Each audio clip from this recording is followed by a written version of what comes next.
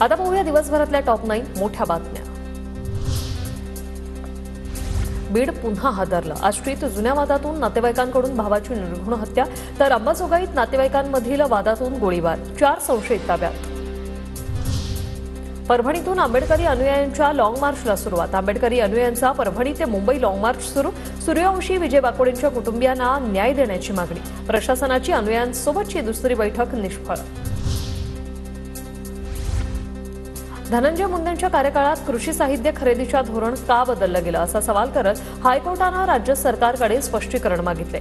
2016ला सुरू झालेल्या डीबीटी योजनेत बदल का, हायकोर्टाचा सवाल। याचिकाकर्त्यांच्या आरोपांमध्ये तथ्य, सरकारने स्पष्टीकरण देण्याचे निर्देश।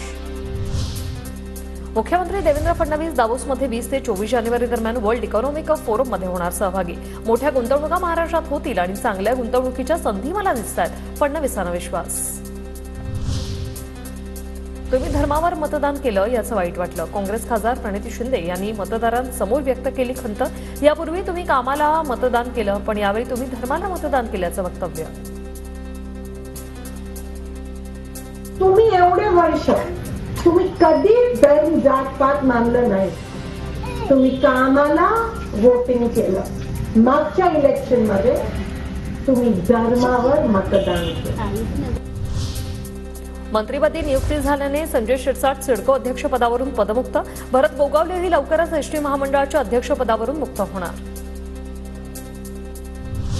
एसटी महामंडळ दरवर्षी स्वमालकीच्या 5000 बसेस खरेदी करणार। एसटी महामंडळ नवीन बस खरेदीसाठी पंचवार्षिक योजना आणणार। परिवहन मंत्र्यांकडून एसटी महामंडळाच्या कामकाजाचा आढावा।